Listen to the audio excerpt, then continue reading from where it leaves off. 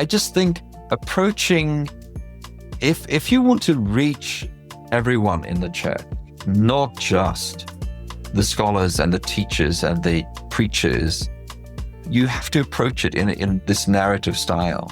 Yeah. And hopefully it'll make people excited. That's my big thing. I really, when I write these things, I want people just to fall in love with Jesus. Yeah. That's my goal. If they can see the real person behind the words, behind the pages, that's what I want.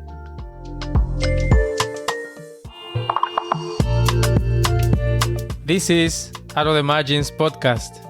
The podcast space, especially in the Christian world, is saturated by Western voices. But if we want a diversity of thought to face the future together, we need to step back and hear voices from out of the margins. Here, we will be offering insights from experiences and perspectives from the majority world. My name is Edgar. And I'm Simon. And on each episode, we will be bringing to you our conversations with pastors, leaders, and scholars from the majority world. This podcast is brought to you by Young Langham Australia.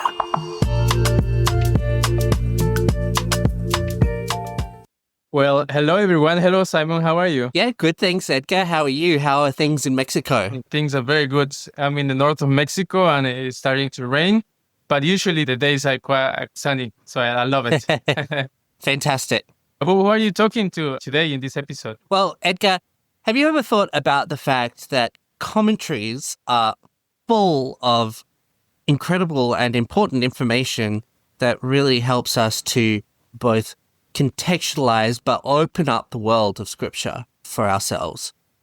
But sometimes the format in which we dispense that information to people can be really, really difficult, really dry, and a huge barrier for most lay people reading.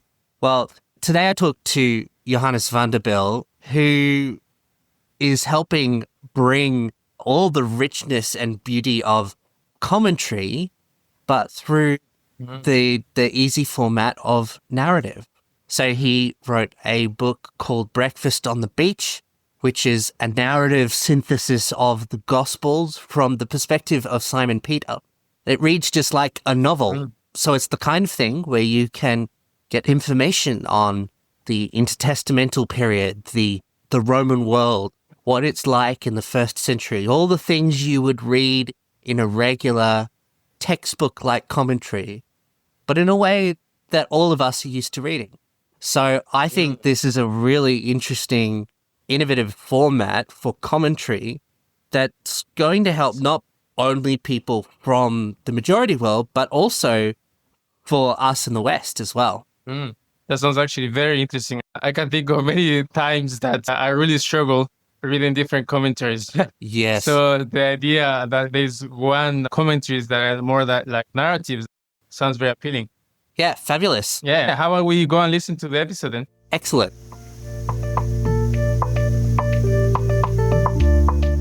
It is a pleasure to speak to you today. Can I first ask you to just introduce yourself to the audience and tell us a bit about what you do? All right. Well, what do I do? That's a good question.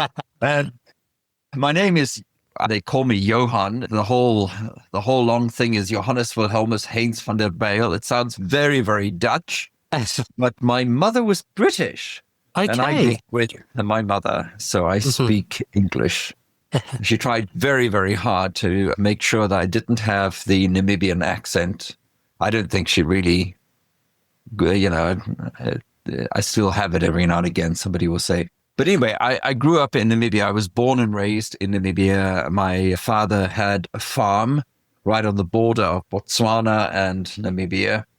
And what do I do? I'm an Anglican pastor.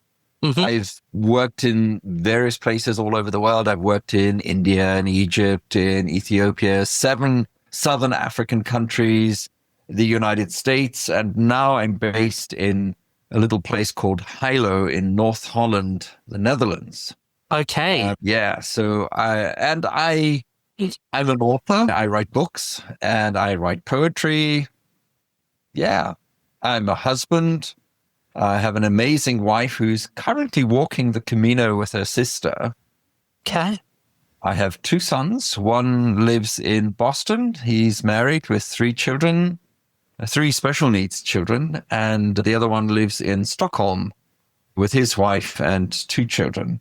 So your family has kept up the tradition of being very global, it sounds. Yeah.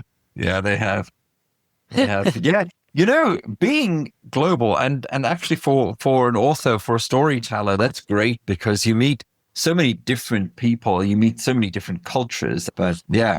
Can you tell me how narrative has helped you to develop your theology?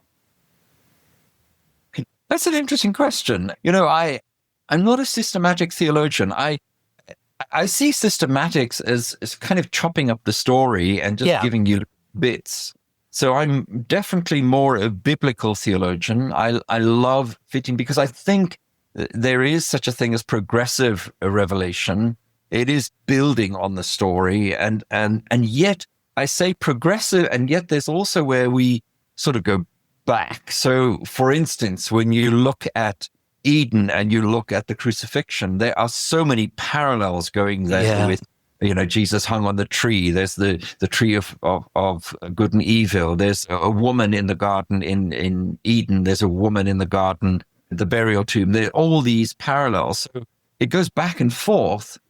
So I just think that, and especially, and this will come out another question that you've asked, that you will ask later, but when I worked with oral learners, realizing how these people think in stories rather than in propositional, systematic ways.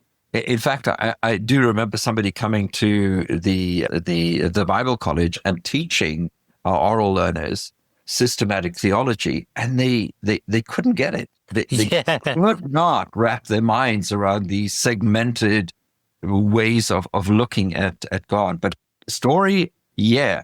So I think even, and this is, I think, my problem with many of like Proverbs. I've always struggled reading Proverbs because it's not a story. Right. And I used to struggle reading the epistles as well. But lately I've been seeing the epistles as stories, looking at the backstory of all of this and why it was written and all that sort of thing. And I guess we'll get into that when we speak about narrative commentaries, but how all of this has shaped the way that I read the scriptures. It also makes it extremely personal as well, because it's connected into the story of my life, and my life is a story. Right. It's a complicated story, but it's a story. Yes. And, yeah. So narrative commentaries, can you tell us a bit about what the idea is behind a narrative commentary and what inspired you to write commentaries in a narrative style? Yeah. So when I, as I said, I don't think in propositional terms. Well, I obviously think in propositional terms as far as theology is concerned. But when I look at the scriptures, I see God speaking. I see God working in the lives of people, and their contexts. There are a lot of things that you don't see on the page, like the climate. You don't see the colors of the sky, or you don't smell anything, or you don't. There's a lot that's left out there. And as I said, when I go into places, I don't go to the touristy places. I actually go to the market because I want to taste and see and smell and talk to real people. So when it got to narrative commentary, I really like to look at the whole of the story, of the context of the story, so that it's almost like painting a picture in different layers. That it takes quite a few layers before you have the final product. Well, it's the same with telling the story. Every story has context, and that's where the narrative commentary comes. However, where I seriously started thinking about it is when I went to Gambela. I started a theological seminary in a place called Gambela, which is right on the border with South Sudan. So if you look at the map and you see Ethiopia in front of you, there's a little piece that kind of juts into South Sudan, and that's called Gambela. It's the only navigable river in Ethiopia, and that's where the coffee used to go down the Barrow River to join with the White Nile and up to Khartoum and then on to the Mediterranean. So there was a British settlement there. And anyway, that's another story. You see, I can tell stories till the cows come home. But so when I got there, I'd never started an Anglican seminary before. This was to me, and in fact, it was something I didn't know I was signing myself up for. I got to Addis Ababa and they said, "Oh, well, welcome to our new dean." And I was like, well, right. I guess I can find out how to do it. It took me a whole year. I would go to Bible colleges all over Ethiopia. Yeah. Because I wanted to know, how do these people think?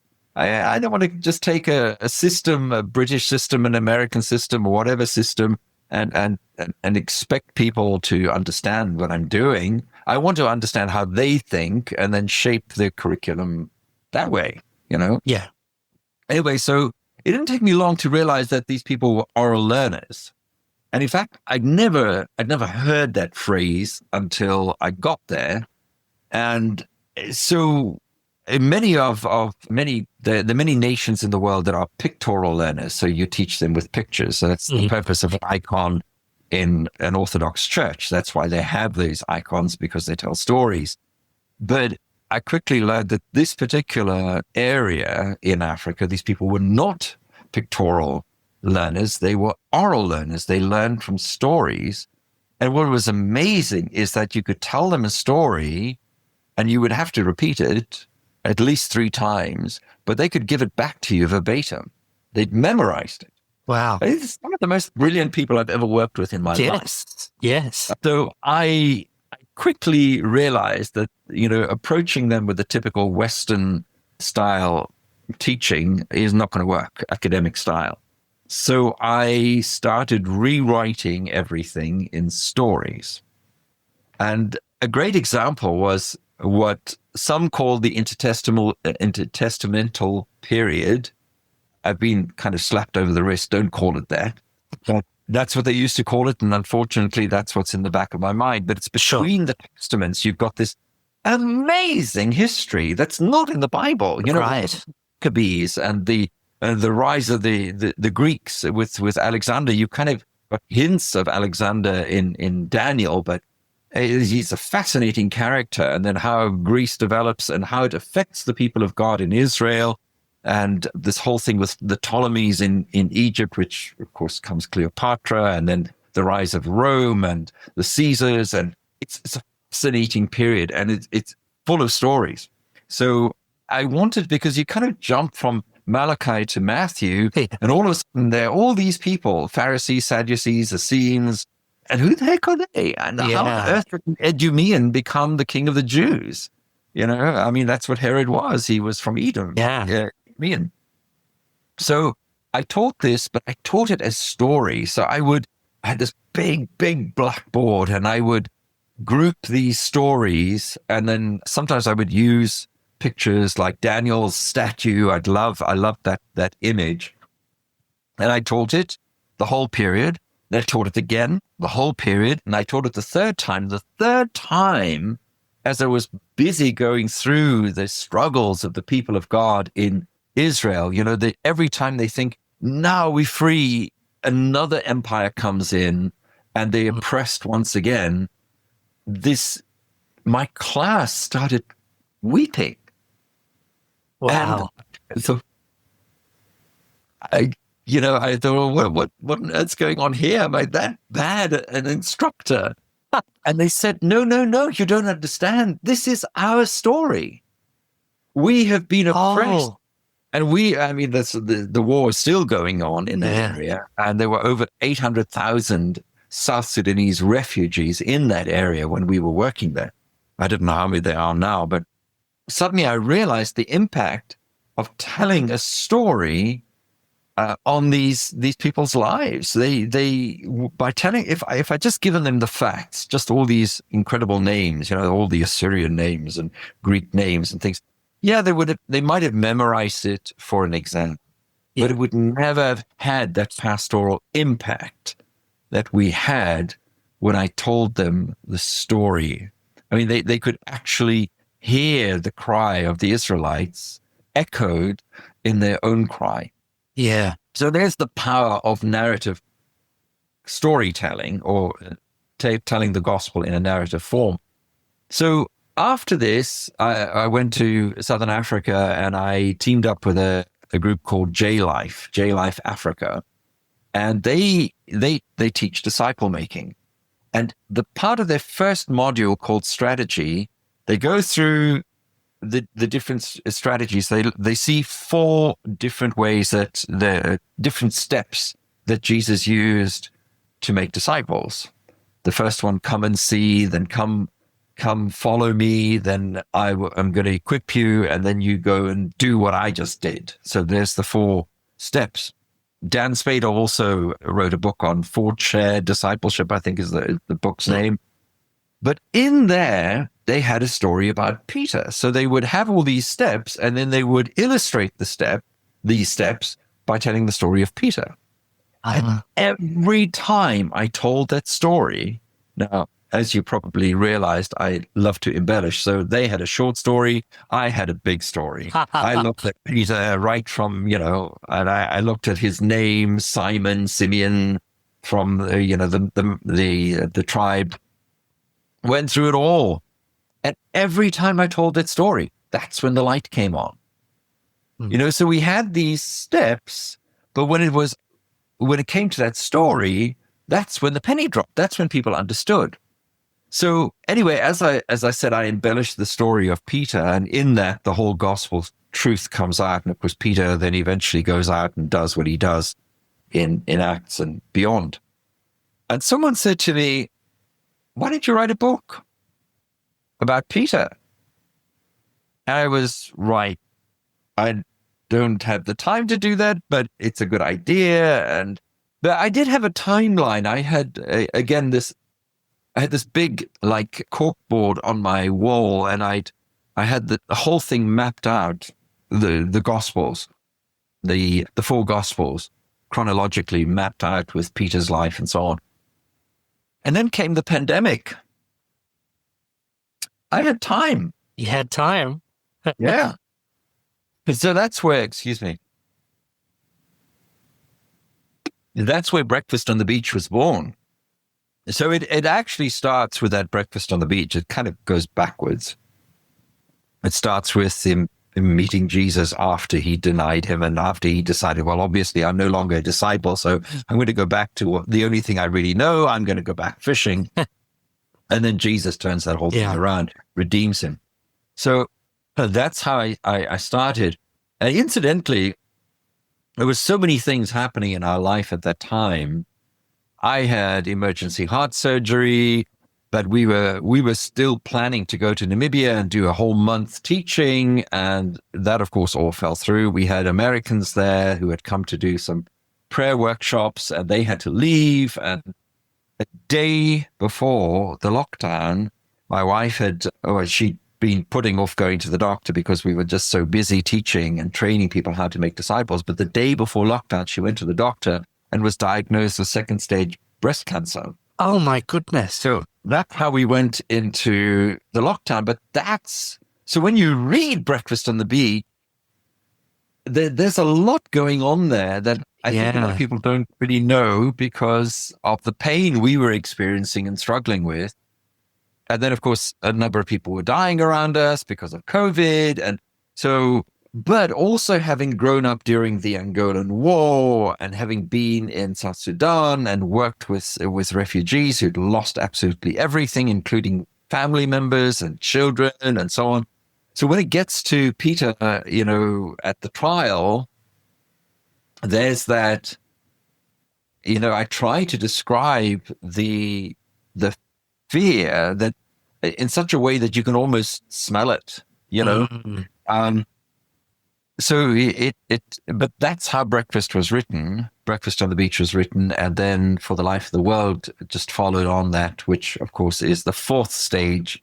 So the 4 stages there would be, where Jesus says, well, Andrew comes to Peter and says, come and see, which is, the lowest level of engagement. Just come and check him out.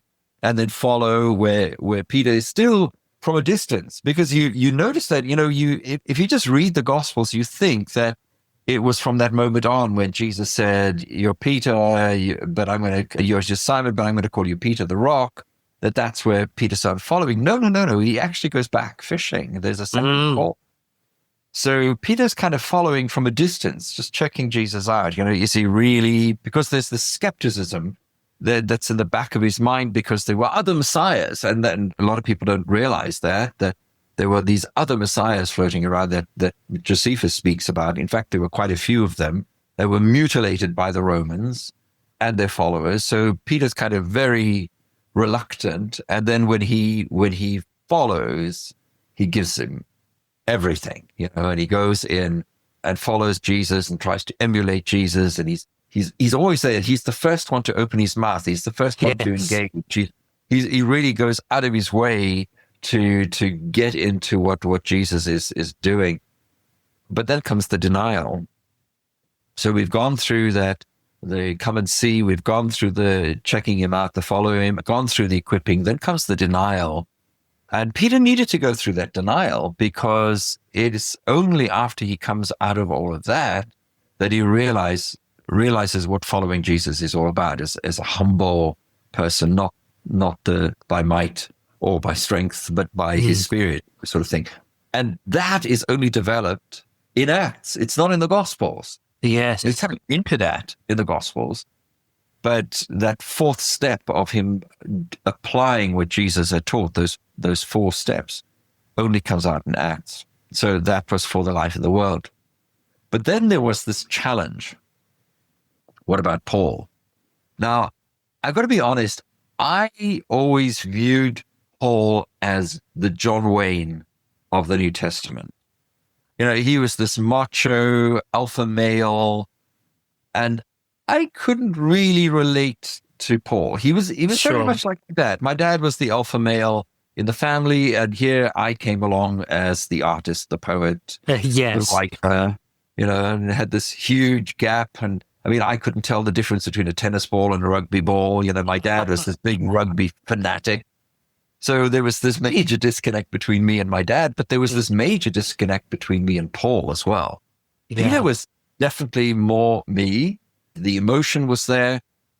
But then when I started to read Paul from this other angle, started looking at his letters through his life and seeing the pain of this man and some of the words, you lose them in the English, but in the Greek, there's this one word used for weeping that is the strongest Greek word for weeping. It's kind of like gut weeping that he speaks about.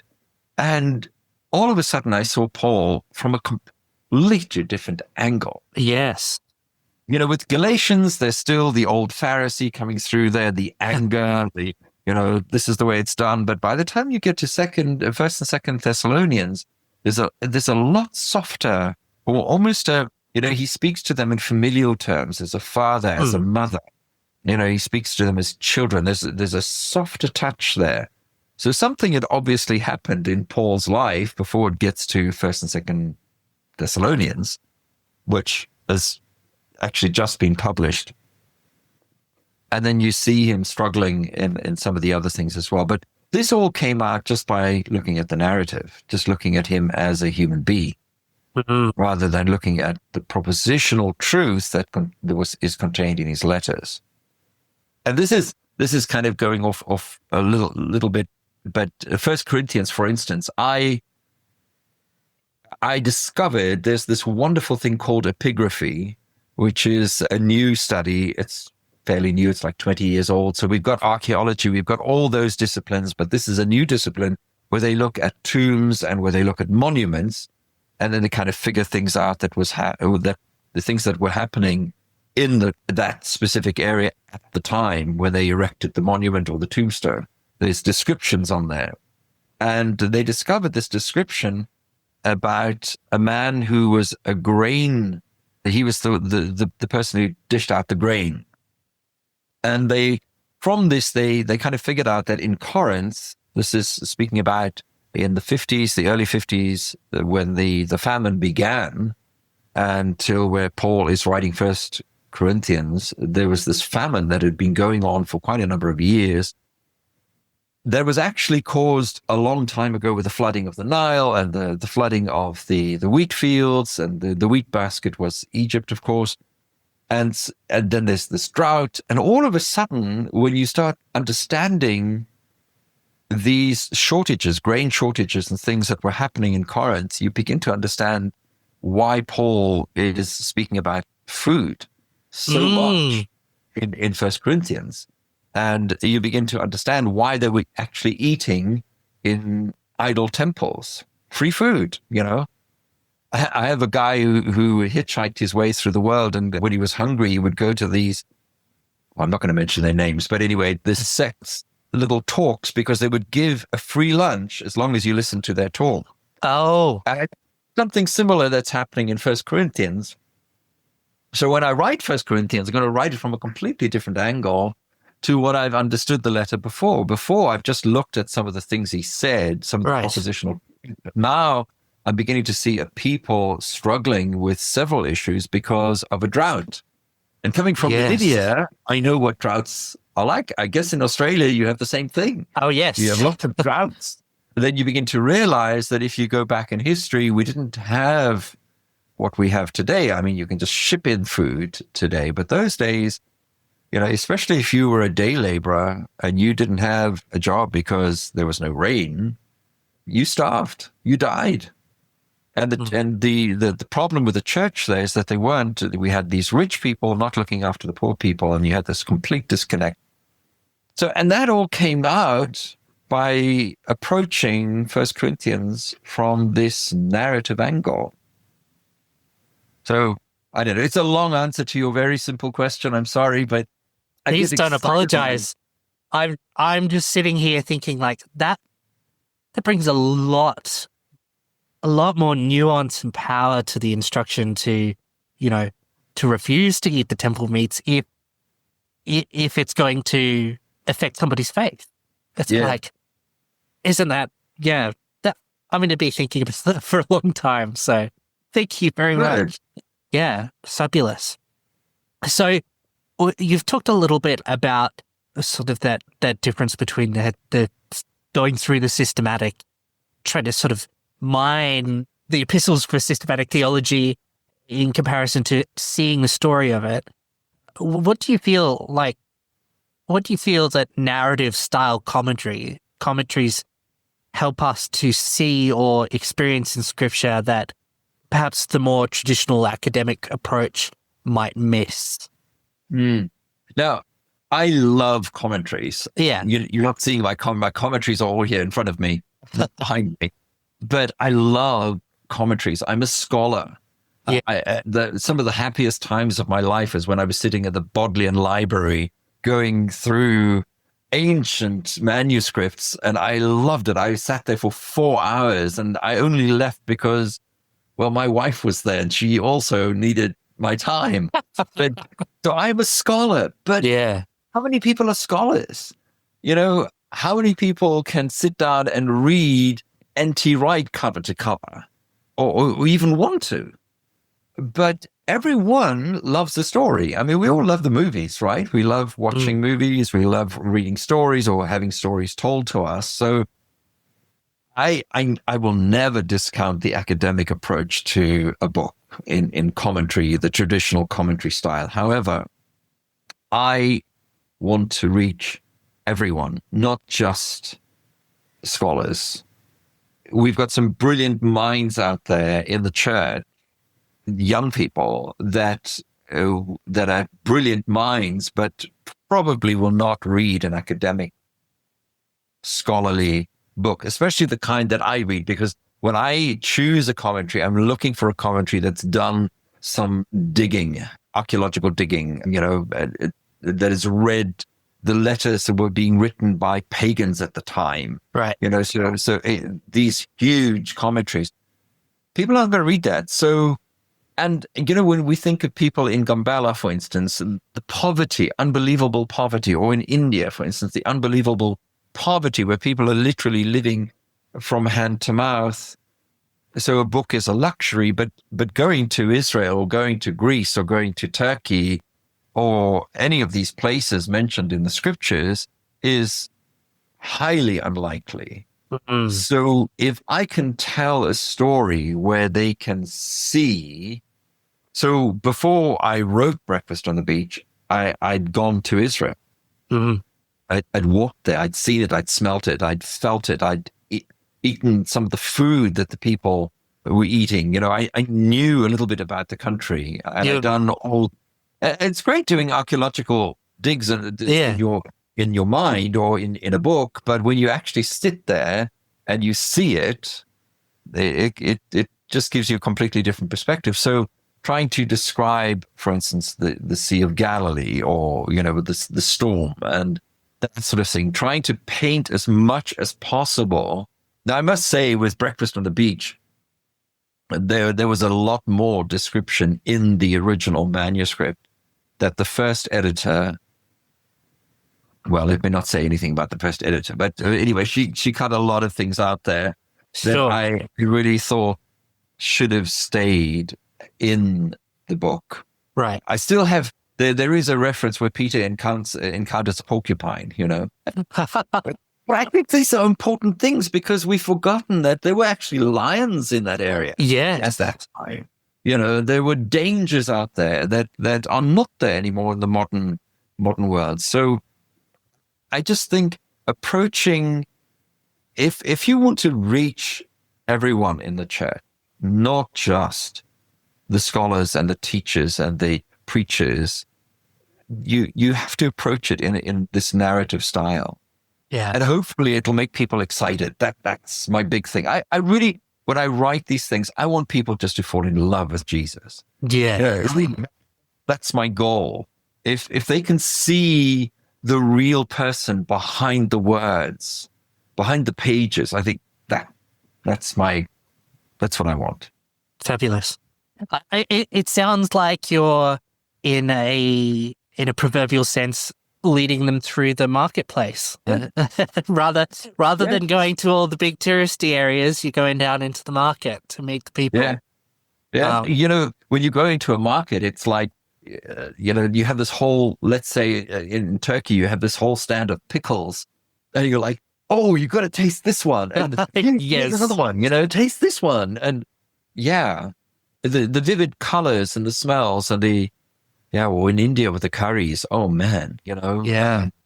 How do you describe a good curry? the burst in your mouth, it's right. So that's what I try to do. I try to describe, and especially, with for instance, that breakup with Barnabas and Paul, how, they just say that there was this argument. Yeah. But the word used there is where we get that whole paroxysm, that word, it's like an upheaval. So there's a lot more going on there than just that one little sentence when Paul and Barnabas split. So I try to describe that. It could even have been, it could have just been on the brink of fisticuffs, it could have been on the brink of violence that happens between these two brothers. Yeah. Splits them up in such a sad way. And then the reconciliation, which is kind of hinted at in scripture, but it never really tells you. He says later, he speaks about Barnabas in glowing terms in 1 Corinthians. And then he says later, well, bring Mark with you because he's useful. So obviously something happened. I think something happened sooner rather than later. So I developed that a little bit. A lot of speculation there. So in my books, you'll often see this little footnote saying, this is my speculation.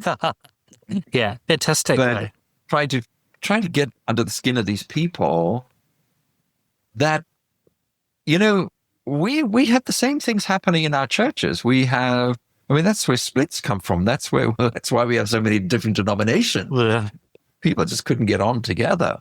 So how do you do that? How do you write it in such a way that people can understand that the emotions that I'm experiencing right now in the church, is the kind of emotion that people like Paul, Peter, Timothy, these people went through. Yeah. And Timothy, I try to describe him. He's a young person. He could have been a teenager for all we know.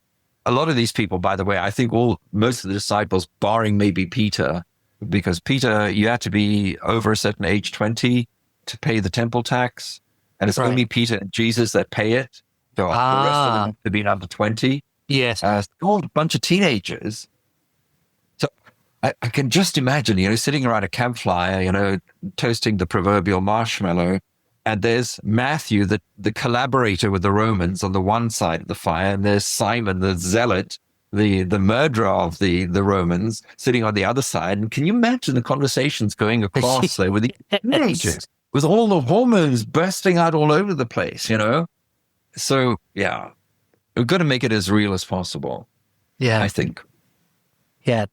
Well, I thought history is full of hormonal teenagers making big decisions and turning the world on its head. Yeah. There were some great ones as well. Yeah. But, I've forgotten what I was going to say. Unfortunately, I'm no longer a teenager. I kind of get my brain doesn't always engage, but yeah. Piecing together a few different things, and this isn't a question I sent you, but it's just something I was thinking about. So you spoke about how the original inspiration came from your experience in Ethiopia. And I think I've heard quite a few situations where attempts to impose a sort of the Western Academy on majority world people has often come up with not the results that we were expecting. Do you think this, I think I found it very convincing that this is really an important way forward for everybody in the church. But in terms of how we bring contextualization to the majority world, do you think that this is a useful style for that? Oh, definitely. I think we in the West, a little bit of an arrogance to think that our way is the best way.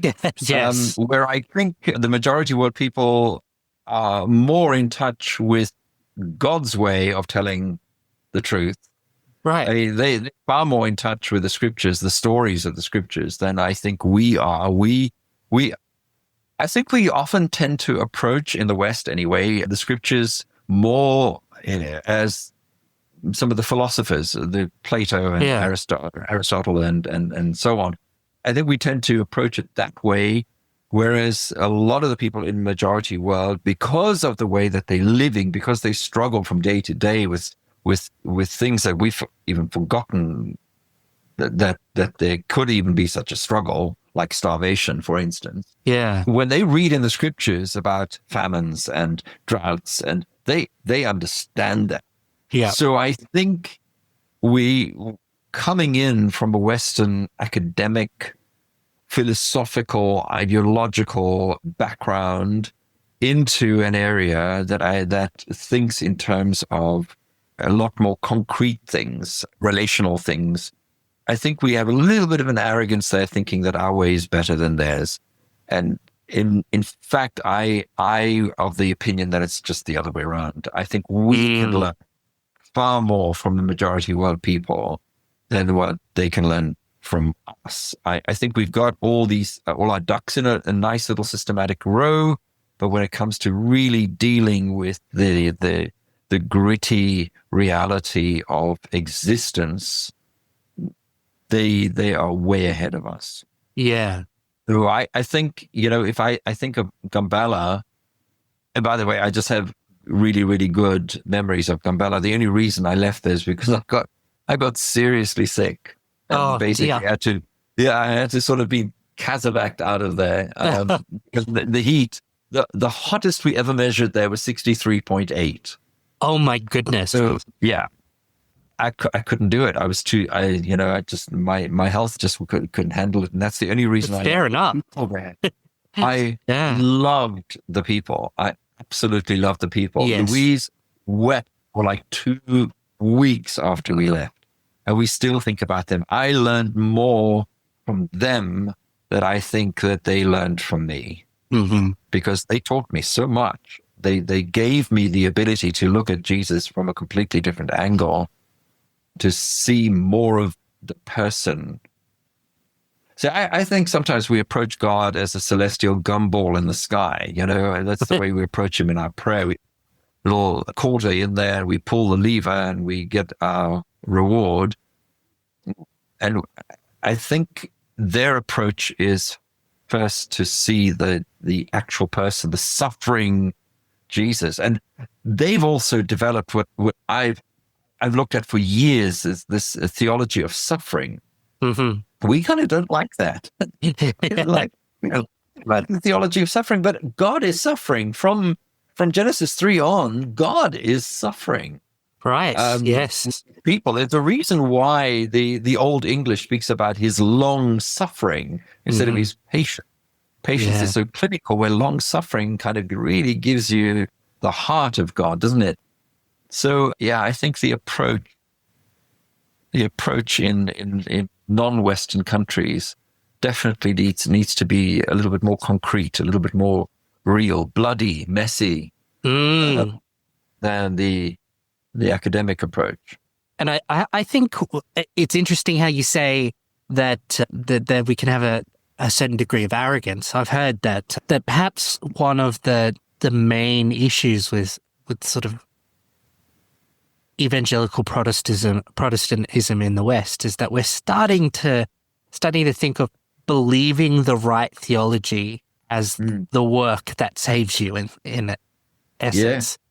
And you're right. If you go back and you read the Reformers, they it's fantastic, but they write like philosophers, and most of the scripture is narrative. So yeah. Well, one of the things that I mean, I love the Reformers. I would consider myself to be Reformed in a certain sense, and definitely more conservative. But I think living now in this country, in the Netherlands, and seeing the secular humanism here and the distance that people have. I mean, they have no concept. I was talking to somebody about Noah's Ark the other day. They didn't know what I was talking about. Right. And this was a Christian country. I mean, we've had some of the most amazing theologians come out of this country. Right. You want to talk of Reformers? Our churches here. There's a church just around the corner that has concerts, and they even had a séance in this church. Wow. So, or they've made them into breweries or restaurants. So these churches are still there. They've got this rich history. So I was always asking myself, what on earth happened? And I think that's exactly what happened, is that they were being taught propositional truth rather than a person. They didn't know Jesus. Yes. They knew all about him.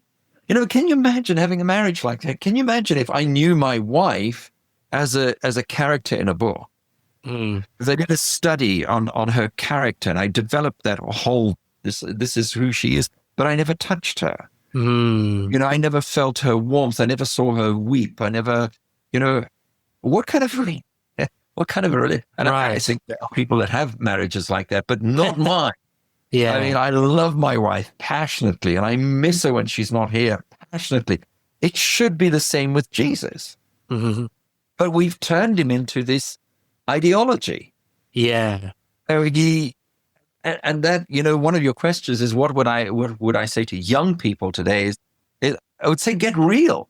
Get real. Don't look at the pages. Don't look at the rules and the regulations and all this sort of thing. That was what the Pharisees did. That's what the Sadducees, and look where it led them. But look to the person that's in those pages.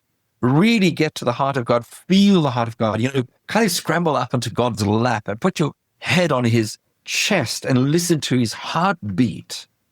That's going to be revolutionary in the way that you approach, doing church or being church.